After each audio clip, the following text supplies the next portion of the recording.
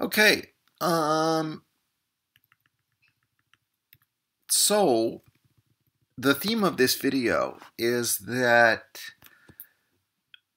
salaries are, especially in the Shenzhen area, and I'm going to speak about Shenzhen because that's what I know about, right? And Shenzhen's a huge place. Salaries are going up because illegal teachers are being driven out. And I'm not saying this is good or bad or whatever. Some of these illegal teachers, well, one in particular was a teacher I worked with for quite some time, and he had to just, up and leave Shenzhen, just get out of town because the police kept coming. Now, here's the deal. About 5 months ago, I published this video that said, look, they're cracking down, they're arresting. And some people said, no, not so much, not so much. And there were even some people who were in China and said to me, I don't think it's that serious, or it's just a little bit. And I said, no, it's something more than that. So lo and behold, here, Reuters, this is Reuters, right up here you can see. Now Reuters is pretty reliable. They're not really opinion based that much. They are a little bit, but they're not like CNN or MSNBC where there's a definite there's a bias. But no, this is just reporting. And here, this is August 12th. Now you say, wait a minute, that's 6 weeks ago. Well, whatever. I'm kind of lazy, but so sure enough. And guess what? About 2 months ago, I got a email or a text from one of the teachers at this school where I used to teach here, and boom, they had the cops had come in and arrested this American guy. Actually, it was a boyfriend of this girl. And people say, well, Chinese like to arrest black people. No, he was white, right? They're not caring about that. Although I'll speak about the fact that a lot of the lower level schools, especially for kids, they hire a lot of like Russians, Ukrainians, and Africans. Maybe a third of them are from Africa, because there are and they do arrest those people more. But right now they're arresting everybody. It's equal opportunity deportation, I guess. But so what does that mean? It means that a school like this, so here I am. I don't know if you can see it. All these people are gone. Or not the Chinese teachers. All of these foreign teachers, foreign teacher, all gone. Okay? You could go to a school like that, and so long as you're qualified for a legal visa, right? You've got a bachelor's degree. You've got to go through some hoops to prove it all and get it. There's a verification process now that didn't exist before, but you can get a really pretty terrific salary. And believe me, they're not going to fire you. Okay, they're not going to fire you. You'd have to like sell drugs out of the lobby to get fired from one of these jobs. Really, the way things are going now. And these salaries, if you look, I can look in this WeChat, like you look here, boom, 20 to 23,000 renminbi. That's about 4,000 US dollars, almost 4,000 US dollars. It depends on the exchange rate, but it's after tax. It's at least 3,500 after tax. Now, but you've got to be qualified for the Z visa or you can forget it. That's the one thing. With all these jobs nowadays, again, I'm speaking about Shenzhen. There are a few cities in China where they're still looking the other way, but that is over with.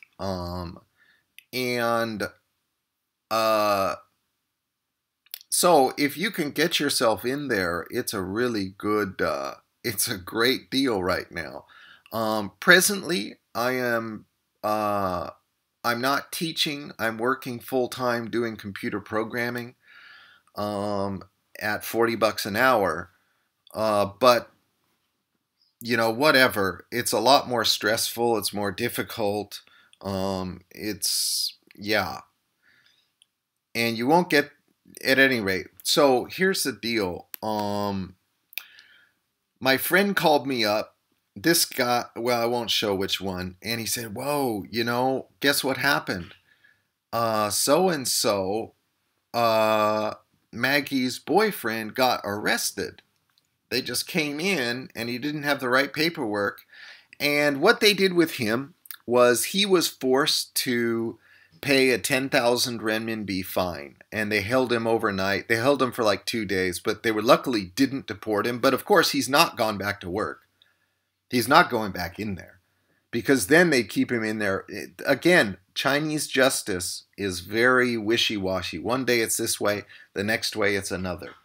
Okay, I know another guy, he overstayed his visa for a day and he had to spend 30 days in jail and then was deported. Now, this is the second time he had overstayed his visa, but it was only for very minor overstays, and he's from Canada. So, now, where is this school? Where is this? This is way up here. Here's the Longgang district. Don't worry about these. Very few people live there. Actually, there are pretty many people in Pingshan, but it's pretty poor. This area, it's right up here. This school here is right up here. So the living costs are really low, right? So you could go into a school like that right now, and it's best if you get there. I've said it in other videos, if you can actually get there. Now the problem is a lot of the time you need to be in the United States to get all these freaking documents, right? And so you've got kind of a situation. It's better to find the good jobs when you're actually locally here, right? This is an adult English school. Beautiful, I mean, just beautiful facilities, beautiful classrooms. They have 4 centers. Oh, no, actually, one of them was physically closed down. I feel sorry for the owner. I really do. He's a shifty guy. He's a dishonest guy, mainly. But he generally pays his employees, and he's pretty nice guy. But he's like many, I mean, in these communist countries, in these, we'll just say, not these countries where you have a non-consensual form of government, and it's just, you know, the top-down police state. The result is that virtually the entire populace ends up having very little moral character, and they're continually lying and deceiving up and down about anything. It's really extremely unreliable, and the boss is no exception. But he did pay, and there's supply and demand, right? He's still got these sinners. I feel sorry for him. At any rate, all these people quit the next day. Well, some of them had already left. Okay, I had already left. But Alex had already left.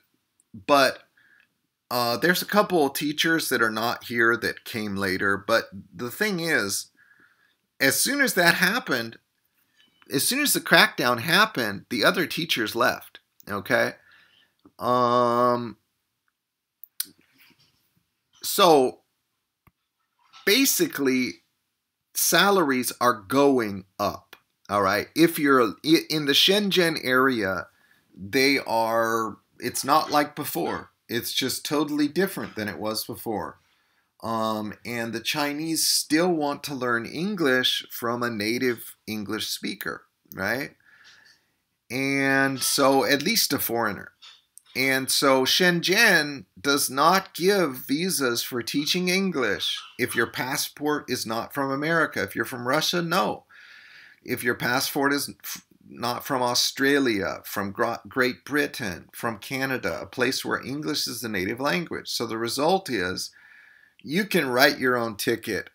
In one of these WeChat groups I was in here, this guy sent me an email, an American guy from California, and he was like, We need someone to come. We need someone to come and teach one of our classes. We'll pay you 450 renminbi, which is about 75 US dollars for an hour and a half session. I mean, that's like $50 an hour. And we've got like 2 days of classes, please, because they're hurting, right? They're running out of teachers. They've got parents who have paid, and parents who, a lot of them pay in advance, right? They'll pay for a year, and they expect to be taught by a Canadian or an American or someone at least that looks like a real foreigner, right? And so when they leave, or when they get picked up, or when they discover that, wow, this is not good because I'm still waiting on my visa, or I don't have a,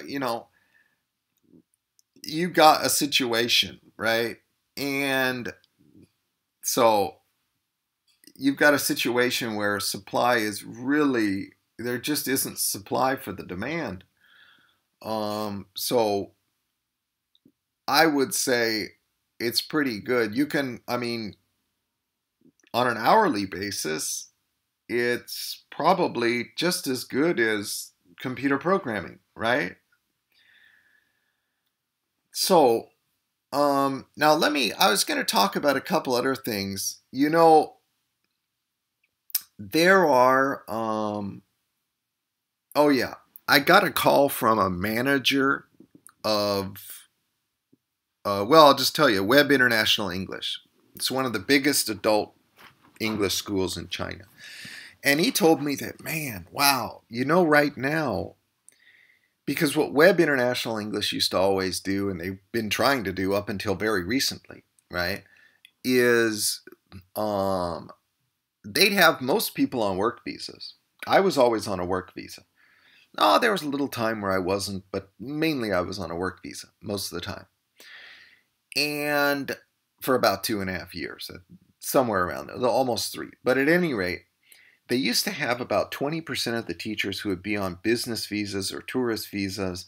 And now what's happening is at the border, those teachers, many of them, not all of them, are being stopped and questioned and say, well, you need to justify, they're being asked to justify or explain how is it they're able to live in China over such a long period with no income. They'd say, well, okay, how do you support yourself in China? This is at the border, okay, where they've stopped people and said, we can see in our records, we can see in your passport, it's obvious you've been here for 2 years or 3 years, coming across the border back and forth every few months. Now we want to know, hey, do you have income? Do you have, so this is not a walk in the park anymore. And for people who have said, oh, I know a place where I can teach, and the local authorities are looking the other way, because that's what's happened, right? It's from up above. There's been direct orders. There's no more looking the other way, okay, or you're in big trouble. And so this is what they're doing. The police have had to crack down even when they were taking bribes, right? Because that's what they were always doing. The business owners would find someone and they'd get a call, and then people would, people would not come into school that day or something, or and that is what happened. That is the way it often worked. But at any rate, so he said, we've got teachers who all of a sudden they're getting stopped at the border. And so again, you've got this serious drag or diminution, a decrease in the supply, right? Diminution is a word, by the way. So let's see, what else we're going to chat about here.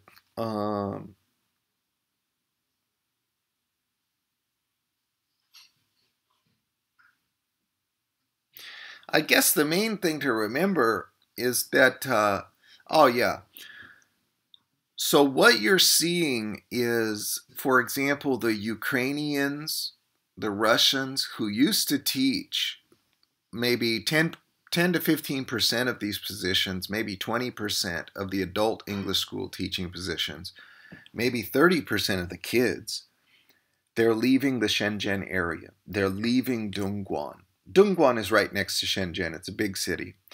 They're leaving Guangzhou. They're leaving those areas. One of them was a friend of mine. Okay, I taught with him. He's from Ukraine. His English was perfect. Well, not perfect, but you know. And he left a couple months ago. He went up to Shanghai. And the reason is because in Shanghai, they can still get him a visa. And he got a visa up there, by the way. For those of you who are not a native English speaker, you need to understand that there are some places where they can get you a visa to work in China. Okay? But it's not the Shenzhen area. And that's why the Shenzhen area is very good for if you are a potential teacher from America, if you're a potential teacher from Great Britain, the United Kingdom that is, if you're a potential teacher from Australia or Canada, because you're going to be in kind of a closed up market. And they are leaving, okay? And you, not only that, the kids' schools are being raided.